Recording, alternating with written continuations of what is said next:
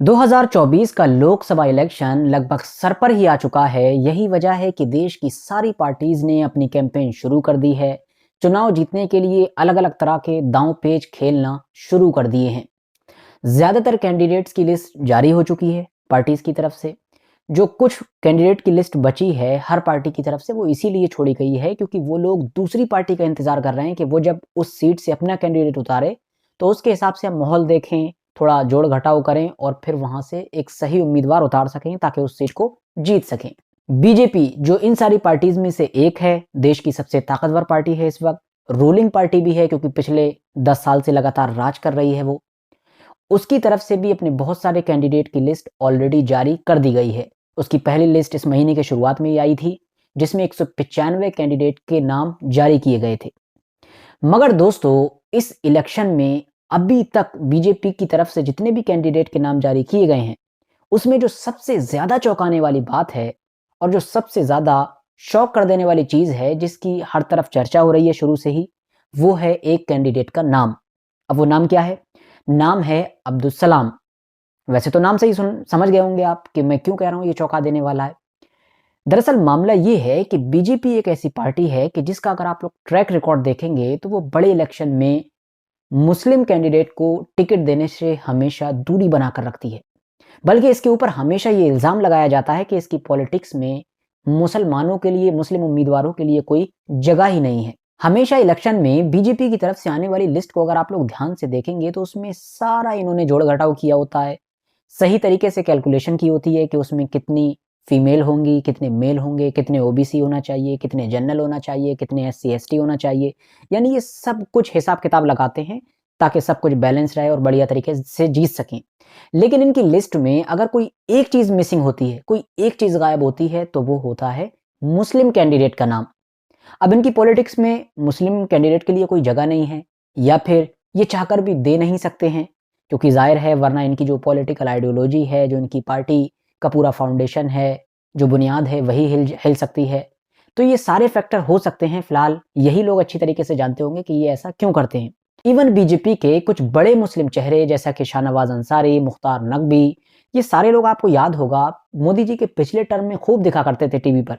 कभी रमजान में इनकी नमाज पढ़ते हुए फोटो दिखाई जाती थी, कभी ईद पर फोटो दिखाई जाती थी। जब भी मुसलमानों से रिलेटेड कोई इवेंट होता था, फंक्शन होता था, कोई मुद्दा होता था, हमेशा ये लोग दिखाई देते थे। मगर पिछले कुछ सालों से ये लोग भी गायब हैं।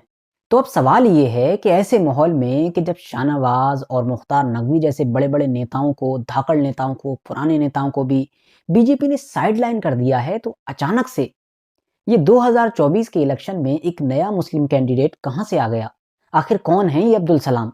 इनमें ऐसी भी क्या खास बात है कि जो बीजेपी के, जब वो ऑलरेडी इतनी स्ट्रांग पोजीशन में है कि वो 350 और 400 सीट्स लाने का दावा कर रही है, तब भी इनको टिकट दे रही है। तो सबसे पहले तो मैं आप लोगों से कहूंगा कि आप लोग खुद गैस करिए कि आखिर ये अब्दुल सलाम को, यानी कि एक मुस्लिम, जो ओनली मुस्लिम कैंडिडेट है, उसको किस इलाके से, किस राज्य से टिकट दिया गया है। आप गैस करिए, आखिर बीजेपी ऐसा भी कौन सा इलाका है कि जहां पर एक मुस्लिम को टिकट दे सकती है? चलिए छोड़िए, मैं ही बता देता हूं। वो इलाका है केरला।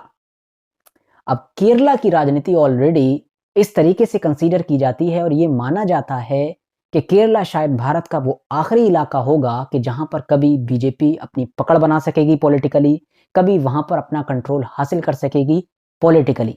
वैसे तो पूरे साउथ इंडिया के बारे में ही ये माना जाता है कि बीजेपी के लिए वो कोई सीधा रास्ता नहीं है, बहुत ही कांटों से भरा हुआ, बहुत ही मुश्किल रास्ता है। लेकिन साउथ इंडिया में भी खास तौर से केरला एक ऐसी स्टेट है जहां पर शायद बीजेपी कभी भी अपनी पकड़ नहीं बना सकेगी। अगर बनाएगी तो वो सबसे आखिरी भारत का राज्य होगा। अब्दुल सलाम कौन है? तो क्वालिफिकेशन के हिसाब से देखें, ये बहुत काबिल हैं, पढ़े लिखे इंसान हैं। 2011 से लेकर 2015 तक कैलिकट यूनिवर्सिटी के वाइस चांसलर रहे हैं। इससे आप लोग अंदाजा लगा सकते हैं ये कितने काबिल होंगे। 2019 में पॉलिटिक्स ज्वाइन की, 2021 में इलेक्शन लड़ा बीजेपी की ही तरफ से विधायकी का, लेकिन उसमें हार गए थे। सिर्फ 6 से 7 हज़ार के करीब वोट्स मिले थे। थर्ड पोजीशन पर आए थे। पहली पोजीशन पर जो जीता था वो दरअसल एक मुस्लिम ही कैंडिडेट था, वहां की लोकल पार्टी का। इसके अलावा 2021 में हारने के बावजूद भी अब बीजेपी ने फिर से एक बार इनके ऊपर दांव खेला है और 2024 में लोकसभा का टिकट दिया है, यानी कि भारत के सबसे बड़े इलेक्शन का। मगर दोस्तों, यहां पर एक और भी बड़ा ट्विस्ट है। वो कैंडिडेट की लिस्ट कि जिसमें अब्दुल सलाम का नाम था, जो पहली लिस्ट थी बीजेपी की और बड़ी लिस्ट थी 195 लोगों की लगभग, वो तो बहुत पहले ही जारी हो चुकी थी। लेकिन अभी हाल ही में, मतलब जब मैं ये वीडियो रिकॉर्ड कर रहा हूँ, तो हमारे देश के प्रधानमंत्री मोदी जी इलेक्शन कैंपेन वगैरह के लिए माहौल बनाने के लिए साउथ इंडिया में गए हुए हैं। वहाँ पर अलग-अलग तरह की रैलियाँ कर रहे हैं, अलग-अलग तरह की कैंपेन कर रहे हैं, बहुत सारी सभाएँ कर रहे हैं, भाषण दे रहे हैं और इसी पूरे अपने विज़िट में उन्होंने केरला को भी शामिल किया। केरला में जब उनकी ये सारी रैलियाँ और ये सारी सभाएँ वगैरह हुईं, तो वहाँ पर देखने को ये मिला कि सारे लोग मौजूद थे।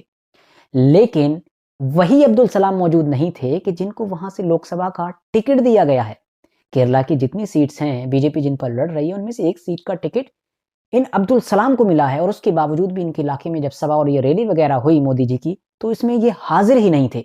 मीडिया ने थोड़ी छानबीन की कि आखिर भाई ये क्यों नहीं हाज़िर थे इतनी बड़ी रैली में, इतनी बड़ी सभा में?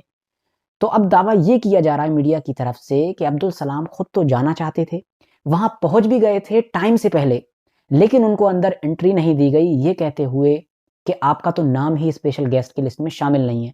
ज़ाहिर है भई, लॉजिकली देखा जाए तो प्रधानमंत्री यानी नरेंद्र मोदी जो हैं वो प्रधानमंत्री हैं, तो ऐसे हर किसी को तो जाने की इजाज़त दी नहीं जाएगी। बहुत सारे सिक्योरिटी इश्यूज़ होते हैं, तो नाम होना ज़रूरी था। तो अब इनका नाम नहीं था, तो जब नाम नहीं था तो अंदर गार्ड वगैरह या जो सिक्योरिटी होगी वो कैसे इनको जाने दे सकती थी? सिक्योरिटी का मामला था। तो इनको इसीलिए नहीं जाने दिया कि इनका स्पेशल गेस्ट की लिस्ट में नाम ही नहीं शामिल था और बाकी सारे जो इनके कार्यकर्ता थे, मतलब बीजेपी के या और सारे कैंडिडेट होंगे, वो सब वहाँ पर दिखाई दे रहे थे। तो सबसे बड़ा सवाल यही था कि अब्दुल सलाम को, कि जिनको इन लोगों ने लोकसभा का टिकट दे दिया है, उसका उस लिस्ट में नाम शामिल क्यों नहीं था? ये कोई इत्तेफ़ाक तो नहीं हो सकता, ये कोई भूल-चूक भी नहीं हो सकती। यही वजह है कि केरला की जो लोकल पार्टी है, सीपीआई वगैरह, उन्होंने बीजेपी के ऊपर तंज़ कसा है और कहा है कि ये जो अब्दुल सलाम हैं, इनको सिर्फ़ और सिर्फ़ इसीलिए वहाँ पर एंट्री नहीं दी गई क्योंकि ये मुस्लिम हैं। फ़िलहाल दोस्तों, इनके पास ये टिकट बाकी भी रह पाएगा या नहीं रह पाएगा, ये भी अभी कहना मुश्किल है, क्योंकि अभी तो बहुत सारे फेर-बदल हो ही रहे हैं, बहुत सारी सीट्स तो ऐसी हैं जिन पर अभी टिकट दिया भी नहीं गया है, मतलब कैंडिडेट का नाम भी जारी नहीं किया गया है। तो ये भी देखने वाली बात होगी कि कहीं ऐसा ना हो लास्ट मोमेंट पर जाकर इनका टिकट चेंज कर दिया जाए, या हो सकता है कि ना किया जाए और ये बीजेपी के इकलौते कैंडिडेट, इकलौते मुस्लिम कैंडिडेट बने रहें, या हो सकता है आने वाले दिनों में इलेक्शन से पहले एक आध और ऐसा कैंडिडेट हमको नज़र आ जाए बीजेपी की तरफ से जो मुस्लिम हो, किसी ऐसे ही खास इलाके में। तो ये तो वक्त ही बताएगा। फिलहाल आज की अपनी वीडियो को हम यहीं पर ख़त्म करते हैं। वीडियो अगर जानकारी से भरपूर लगी हो, इन्फॉर्मेटिव लगी हो, तो लाइक करें, दोस्तों के साथ ज़रूर शेयर करें और ऐसी ही वीडियोज़ आगे देखने के लिए इस चैनल को ज़रूर सब्सक्राइब कर लें और हाँ, साथ ही में बेल आइकन यानी कि उस घंटी को भी ज़रूर दबा दें, कि जिसके ज़रिए से जब भी मैं आपके पास वीडियो डालूँगा तो सबसे पहले पहुँच सकेगी।